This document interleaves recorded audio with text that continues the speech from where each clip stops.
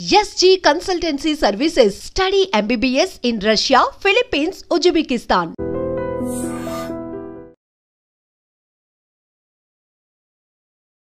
నమస్కారం, welcome back to IT media. నేను మీ ఝాన్సీ. మన ఆయుర్వేదం ప్రోగ్రామ్కి అందరికీ స్వాగతం. పార్కిన్సన్స్ ఈ వ్యాధి అంటే తెలుగులో వణుకుడు వ్యాధి అంటూ ఉంటారు. ఏమి పట్టుకోలేకపోవడం, ఏదైనా గ్లాస్ పట్టుకున్నప్పుడు ఇలా చేతులు వణుకుతూ ఉండడం, మాట్లాడలేకపోవడం, ఇలాంటివన్నీ జరుగుతుంటాయి. సహజంగా ఇది వయసు రీత్యా వచ్చే వ్యాధులు, అంటే పెద్దవాళ్ళల్లో వచ్చే వ్యాధులు అని చెప్పుకోవచ్చు. మరి ఇవి ఎందుకు వస్తాయి, వచ్చినప్పుడు ఎలాంటి జాగ్రత్తలు తీసుకోవాలి, ఎక్కువగా మగవాళ్ళలో వస్తాయి అని చెప్తున్నారు. కాబట్టి వాళ్ళకి ప్రత్యేకంగా ఎలాంటి మెడిసిన్ కానీ నియమాలు కానీ అంటే పాటించవలసిన రూల్స్ ఏముంటాయి తెలుసుకుందాం. ప్రస్తుతం అంతా ఉన్నారు వంటింటి చిట్కాలకు కీరపాటర్స్ అయిన మధుసూదన్ శర్మ గారు. మాట్లాడేద్దాం. నమస్తే సార్. నమస్తే. ఎలా ఉన్నారు సార్? ఒక గ్లాస్ కూడా పట్టుకోలేకపోతున్నాం అంటే వాళ్ళ లైఫ్ టైంలో చాలా కష్టపడి ఉంటారు. Either women or men. ఏమంటారు, చివరాఖరి దశ అంటారు కదా. కొంచెం ఏజ్డ్ ఉన్నప్పుడు ఈ ఒక గ్లాస్ని కూడా హోల్డ్ చేయలేకపోవడం, లేకపోతే ఎవరి సపోర్ట్ లేకుండా తినలేకపోవడం, ఏదైనా వాటర్ తాగలేకపోవడం, ఇలాంటివన్నీ చూస్తూ ఉంటాం కదా సార్. అసలు ఎందుకు వస్తుంది ఇది? పార్కిన్సన్స్ వ్యాధి ఇంతకుముందు చెప్పారు కదా, దీన్ని మనం తెలుగులో వణుకుడు వ్యాధి అంటారు. వణుకుడు వ్యాధి. వణకడం అనేటువంటి ప్రధానమైనటువంటి లక్షణము ఈ వ్యాధిలో ఉండడం చేత వణుకుడు వ్యాధి అంటారు. ఇది ఈ రోజు కొత్తగా కనిపెట్టినటువంటి వ్యాధి అయితే కాదమ్మా. వేలాది సంవత్సరాల క్రితమే మన మహర్షులు వారి ఆయుర్వేద వైద్య గ్రంథాల్లో కంపవాతం అనేటువంటి వ్యాధిని గురించి ప్రస్తావించి చక్కటి చికిత్సా విధానాన్ని గురించి కూడా తెలియజేయడం జరిగిందమ్మా.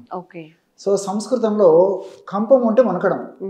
వణకడం అనేటువంటి లక్షణం ప్రధానంగా ఈ వ్యాధులు ఉండడం చేత దాన్ని కంపవాతం అంటారు అనమాట. అసలు వాత వ్యాధులు 80 రకాలుగా చెప్పబడ్డాయమ్మా. అసీతిర్ వాత వికారాహ అని చెప్పేసి 80 రకాలైనటువంటి వాత వ్యాధుల్లో ఈ కంపవాతం అనేది కూడా ఒక వాత వ్యాధి. అంటే శరీరంలో వాతదోషం అనేది ఎక్కువగా ప్రకోపించడం చేత, దాని యొక్క ప్రభావం చేత వణుకుడు ప్రధాన లక్షణంగా ఉండడం చేత ఈ యొక్క వ్యాధిని కంపవాతం అనేటువంటి పేరుతో చెప్పడం జరిగిందమ్మా. ఈ యొక్క కంపవాతం లేదా వణుకుడు వ్యాధి ఏదైతే ఉందో దీన్ని పార్కిన్సన్స్ అనేటువంటి వ్యాధిగా ఆధునికంగా చెప్తుంటారు అమ్మా. అంటే పార్కిన్సన్స్ అనేటువంటి యొక్క వైద్యుడు వేరే దేశంలో ఫస్ట్ ఆ యొక్క వ్యాధిని గుర్తించి ప్రపంచానికి తెలియజేయడం చేత పార్కిన్సన్స్ డిసీజ్ అనేటువంటి పేరు ఆ వ్యాధికి ఇవ్వడం జరిగిందమ్మా. మరి ప్రపంచవ్యాప్తంగా కూడా ఎంతో మందిని వేధించేటువంటి అత్యంత సర్వసాధారణమైనటువంటి సమస్యగా ఈ పార్కిన్సన్స్ వ్యాధి మారిపోయిందమ్మా. సర్వసాధారణంగా మరి 60 సంవత్సరాలు దాటినటువంటి వాళ్ళలోనే పార్కిన్సన్స్ వ్యాధి ఇంతకుముందు వచ్చేదమ్మా. మేము చాలా ఏళ్ళ నుంచి గమనిస్తున్నాను కదమ్మా. మరి ఈ మధ్య కాలంలో మాత్రము మరి రకరకాలైనటువంటి కారణాల రీత్యా ఇంచుమించు 40-45 ఏళ్ళ తర్వాత దాటినటువంటి వాళ్ళల్లో కూడా చాలా మంది పార్కిన్సన్స్ వ్యాధి వచ్చేటువంటి పరిస్థితి ఏర్పడుతుందమ్మా. ఈ పార్కిన్సన్స్ వ్యాధి వచ్చినప్పుడు మొదట్లో కొన్ని లక్షణాలు ఉండేసి క్రమంగా పెరిగిపోతుంటాయమ్మా. అంటే ఆ లక్షణాలు ఎలా ఉంటాయంటమ్మా, మొట్టమొదట ఒక చెయ్యి కానీ లేకపోతే ఒక కాలు కానీ ఇతర అవయవాలు కానీ వణకడం మొదలవుతుంది. క్రమంగా వ్యాధి ప్రోభివృద్ధి జరిగే కొద్దీ, వ్యాధి ప్రోగ్రెస్ అయ్యే కొద్దీ లక్షణాల తీవ్రత పెరిగిపోతుంటుంది. అదేవిధంగా ఇతర అవయవాలు కూడా దాని యొక్క ప్రభావం చూపిస్తుంది. ఈ విధంగా క్రమంగా పోయేసి ఒక స్టేజ్లో మనిషి నిలవడం కష్టమవుతుంది, నడవడం కష్టమవుతుంది, కూర్చోవడం కష్టమవుతుంది, నించోవడం కష్టమవుతుంది, అన్నం తినడం కష్టమవుతుంది, తాగడం కష్టమవుతుంది, కళ్ళు ఆర్పడము తెరవడం కష్టమైపోతుంది. ఆ స్టేజ్లో లాస్ట్ స్టేజ్ కూడా పోతుంటారు అమ్మా. సో సర్వసాధారణంగా ఏం జరుగుతుందంటే ఎక్కువ శాతం మందిలో చేతులు వణకడం అనేది మొదలవుతుంది అనమాట. వణకడం ప్రధానమైన లక్షణంగా ఉంటుంది అన్నమాట. చేతులు వణుకుతుంటాయి. అదేవిధంగా క్రమంగా చెప్పాను కదమ్మా, ఈ లక్షణాలన్నీ తల వణకడం మొదలవుతుంది. తర్వాత ఈ యొక్క పదార్థాలు తీసుకునేటప్పుడు వణుకుంటూ తీసుకుంటాడు. ఆహార నమలాలనే ఇబ్బంది పడుతుంటారు. తర్వాత ఆహారాన్ని మింగేటప్పుడు కూడా ఇబ్బంది పడేటువంటి పరిస్థితి ఏర్పడుతుంటుంది. అదేవిధంగా మోషన్కి సంబంధించినటువంటి ప్రాబ్లమ్స్, కొంతమందికి మోషన్ సరిగ్గా కాకపోవడం ఉండేటువంటి పరిస్థితి ఏర్పడుతుంది. అదేవిధంగా నిద్రలో కూడా మరి కొంతమందికి ఎక్కువగా నిద్ర వచ్చేటువంటి పరిస్థితి ఏర్పడుతుంటే కొంతమందికి నిద్ర పట్టక ఇబ్బంది పడుతుంటారు. అదేవిధంగా మానసికమైనటువంటి అస్థిమితం కూడా ఏర్పడేటువంటి పరిస్థితి ఏర్పడుతుంది.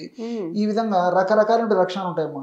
సో ఇదే ఎందుకు జరుగుతుందంటమ్మా, ఈ పార్కిన్సన్స్ అనేటువంటి వ్యాధి డోపమిన్ అనేటువంటి రసాయన పదార్థం ఉత్పత్తి తగ్గిపోవడం వల్ల జరుగుతుంది. ఈ యొక్క వ్యాధి వస్తుందని చెప్పేసి శాస్త్రీయంగా నిరూపణ అయిందమ్మా. దీనికంతా కారణం ఏంటంటే మెదడులో డోపమిన్ అనేటువంటి యొక్క రసాయన పదార్థం ఉత్పత్తి తగ్గిపోవడం.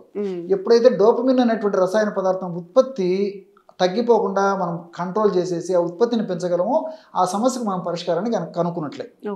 సో మరి ఈ యొక్క డోపమిన్ అనేటువంటి రసాయన పదార్థం ఉత్పత్తి త్వరగా తగ్గిపోకుండా ఉండేందుకు, అదేవిధంగా ఆ రసాయన పదార్థం ఉత్పత్తి తగ్గిపోవడం వల్ల ఏర్పడేటువంటి లక్షణాలు మరింత తీవ్ర రూపం త్వరగా దాల్చకుండా ఉండేందుకు, ప్రథమ దశలో ఉన్నటువంటి లక్షణాలు త్వరగా తగ్గేందుకు ఇప్పుడు మనం చెప్పుకునేటువంటి యొక్క ఔషధం చాలా చక్కగా పనిచేస్తుందమ్మా. ఈ యొక్క ఔషధ తయారీకి కావాల్సిన పదార్థాలు 3 దూలగొండి విత్తనాల యొక్క చూర్ణమమ్మా. దూలగొండి వీటినే కపికచ్చు అంటారమ్మా. కపికచ్చు. సో కపికచ్చు అనేది సంస్కృతం పేరమ్మా, తెలుగులో దూలగొండి విత్తనాలు అంటారమ్మా. సో మనకు ఇవన్నీ మార్కెట్లో దొరుకుతాయమ్మా. ఆ దూలగొండ విత్తనాల యొక్క చూర్ణం ఒక 50 గ్రాములు తీసుకోవాలి. ఈ దూలగొండ విత్తనాల మీద కూడా పరిశోధన జరిగిందమ్మా. ఇందులో ఎల్-డోపా అనేటువంటి పదార్థం ఉందంటమ్మా. ఈ ఎల్-డోపా అనేటువంటి పదార్థం ఉన్నటువంటి దూలగొండ విత్తనాలను తీసుకోవడం వల్ల మెదడులో నేను చెప్పినట్లు ఈ యొక్క డోపమిన్ అనేటువంటి పదార్థం ఉత్పత్తి జరుగుతుందంట. సో ఎల్-డోపా తీసుకుంటే డోపమిన్ ఉత్పత్తి బాగా జరుగుతుంది. డోపమిన్ ఉత్పత్తి బాగా జరిగితే ఈ లక్షణాలు తగ్గిపోతాయి, ఆ జబ్బు తగ్గిపోతుంది. సో పరిశోధనలో కూడా నిరూపణ అయిందమ్మా. సో ఈ యొక్క పొడి ఒక 100 గ్రాములు తీసుకోవాలి. ఈ యొక్క కపికచ్చు లేక దూలగొండ విత్తనాల యొక్క పొడి.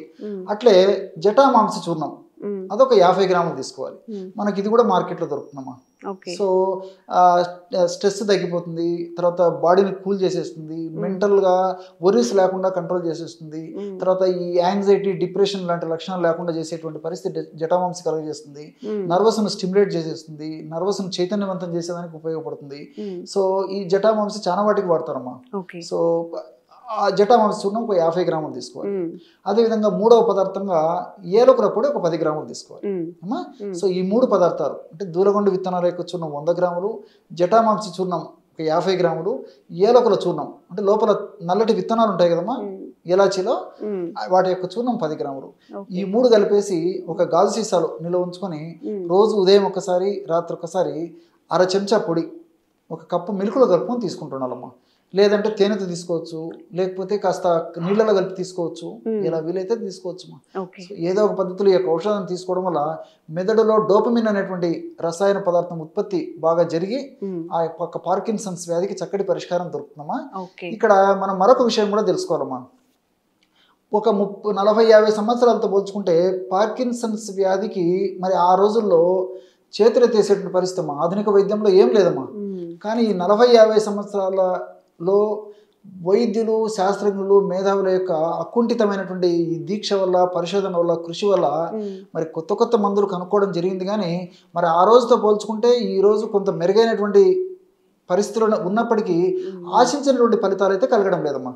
ఎందుకంటే ఈ యొక్క ఆధునిక కృత్రిమ రసాయన ఔషధాలు కొద్ది రోజులు ఒక పాటు పనిచేసిన తర్వాత పనిచేయకపోవడము, తర్వాత సైడ్ ఎఫెక్ట్స్ రావడము. రెండవది ఏంటంటే ఆ సైడ్ ఎఫెక్ట్స్ వచ్చినప్పుడు కొద్ది రోజులకి ఔషధం పనిచేసి మరలా పనిచేయకపోయినప్పుడు కొత్త ఔషధాన్ని యాడ్ చేయడము, ఇలాంటి అనేక రకాలైన కారణాల చేత ప్రపంచవ్యాప్తంగా కూడా మేధావుల దృష్టి ప్రకృతి సిద్ధమైనటువంటి ఔషధాల మీద పడిందమ్మా. సో అలాంటి పరిశోధనల ఫలితంగానే ఇప్పుడు నేను చెప్పినటువంటి ఔషధాలు కూడా కొత్త వెలుగులోకి వస్తున్నాయి. కాబట్టి మరి ఆధునిక వైద్యులు సూచించినట్లు ఆ యొక్క మందులు వాడుకుంటూ కూడా ఈ యొక్క ఔషధాన్ని వాడుకోవడం వల్ల క్వాలిటీ ఆఫ్ లైఫ్ బాగా పెరిగిపోతుంది. వ్యాధి ముదరకుండా ఉండి మరి యొక్క లక్షణాల తీవ్రత కూడా బాగా అదుపులో ఉండేదానికి అవకాశం ఏర్పడుతుందమ్మా. సార్, ప్రతిసారి ఇంట్లో చేసుకునేవి మాత్రమే కాకుండా బయట దొరికేవి కూడా చెప్పమని కామెంట్స్ చేస్తున్నారు. సో దీనికి ఇంట్లో మాత్రమే చేసుకోకుండా ఆయుర్వేదిక్ స్టోర్లో దొరికే మెడిసిన్ ఏదైనా ఉందా? చెప్పినవి. మంచి ప్రశ్నమ్మా. ఇందులో వానరీ గుటిక అని చెప్పేసి దొరుకుతుందమ్మా. వానరీ గుటిక దాని పేరే అదా? వానరీ గుటిక. వానరీ గుటిక అంటే ఏం లేదమ్మా, ఈ దూలగొండి విత్తనాలు ఇంతకుముందే చెప్పాను కదమ్మా ఫార్ములా. ఆ దూలగొండి విత్తనాలు ప్రధానంగా కలిపి తయారు చేసినటువంటి ఔషధం ఏదైతే ఉందో అది మాత్ర రూపంలో తయారు చేసి విక్రయిస్తారమ్మా. వానరీ గుటిక. సో వానరీ గుటిక అనేటువంటి ఆ యొక్క మాత్రలని చిన్నవైతే ఉదయం నుండి సాయంత్రం నుండి, పెద్ద మాత్రలు అయితే ఉదయం నుండి సాయంత్రం నుండి వాడుకోవచ్చు. ఇది జనరల్ సర్వసాధారణంగా ఆయుర్వేదం వైద్యులు ఎక్కువ మంది వాడేటువంటి సహజ సిద్ధమైనటువంటి ఔషధం వానరీ గుటిక. అదేవిధంగా అశ్వగంధ లేహ్యం అని చెప్పేసి ఒక ఔషధం ఉందమ్మా. అశ్వగంధ లేహ్యం కూడా ఈ యొక్క పార్కిన్సన్స్ అనేటువంటి వ్యాధికి వాడుతుంటారు. దానివల్ల కూడా సత్ఫలితాలు కలుగుతాయి. ఈ యొక్క అశ్వగంధ లేహ్యాన్ని ఉదయం 1 స్పూను, సాయంత్రం 1 స్పూన్ వాడినప్పటికీ వ్యాధి అదుపులో ఉండేదానికి, లక్షణాల తీవ్రత మరి త్వరగా పెరగకుండా ఉండేందుకు ఇది ఉపయోగపడుతుందమ్మా. ఈ విధంగా ఎక్కువ శాతం మంది ఈ యొక్క ఈ అశ్వగంధ లేహ్యాన్ని కూడా వాడుతుంటారమ్మా. అదేవిధంగా కూష్మాండ లేహ్యం అని చెప్పేసి ఇంకోటి ఉందమ్మా. కూష్మాండం అంటే బూడిద గుమ్మడికాయ, మీకు తెలిసే ఉంటుంది. బూడిద గుమ్మడికాయ రసంతో కూడా లేహ్యం తయారు చేస్తారమ్మా ఆయుర్వేద వైద్య విధానంలో. ఈ కూష్మాండ లేహ్యాన్ని కూడా ఉదయం సాయంత్రం తీసుకోవడం వల్ల కూడా ఈ పార్కిన్సన్స్ వ్యాధిలో చక్కటి ప్రయోజనం చేకూరేటువంటి పరిస్థితి ఉంటుందమ్మా. ఈ విధంగా రకరకాలైనటువంటి ఔషధాలు ఉన్నాయి.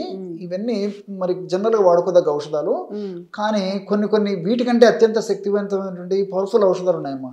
అంటే పాదరసము, గంధకము, కొన్ని రకాలైనటువంటి పాషాణాలు, ఇలాంటి వాటితో తయారు చేసినటువంటి ఔషధాలు కూడా చాలా సమర్థవంతమైనటువంటివి, శక్తివంతమైనటువంటి ఔషధాలు ఉన్నాయమ్మా.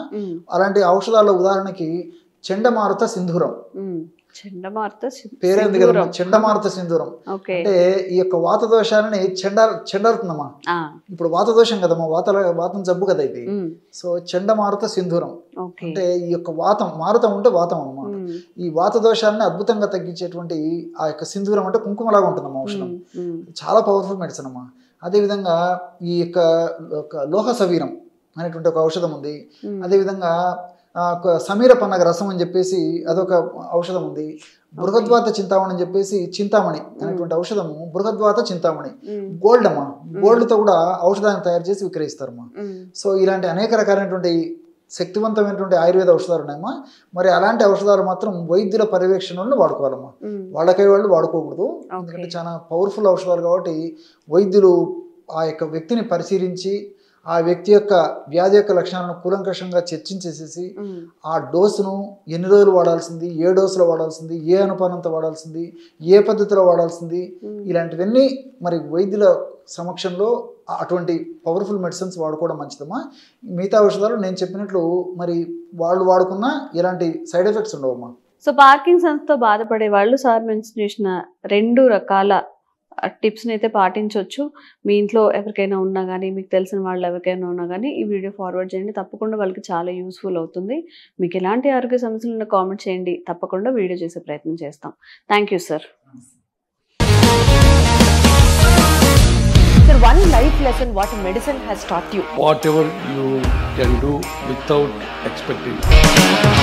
But I really believe మన పాజిటివ్ యాటిట్యూడ్ ఉంటేనే మనం ఏదైనా సాధించగలం. గట్ ని మనం కరెక్ట్ గా డీల్ చేసినట్లయితే అది మనకి పాజిటివ్ హార్మోన్స్ ని రిలీజ్ చేస్తుంది. షుగర్ వచ్చిన వాళ్ళ పరిస్థితి ఏంటి? పొట్ట దగ్గర పెరిగితే దాన్ని ఆండ్రాయిడ్ అంటారు, ఆండ్రాయిడ్ ఫోన్ కదా. అసలు థాట్స్ ఎందుకు వస్తాయి? బ్రెయిన్ డెడ్ అంటే దానికి ప్రపంచం అంతా కూడా కొన్ని నిర్దిష్టమైనటువంటి లక్షణాలు. మానసికంగా ధైర్యంగా ఉంటే క్యాన్సర్ జయించవచ్చు. You are a doctor for a cause, sir. అంతే. వాళ్ళకి వచ్చిన ఆదాయం కాకుండా ఫ్రీ సర్వీస్ ఎంతమందికో చేస్తారు.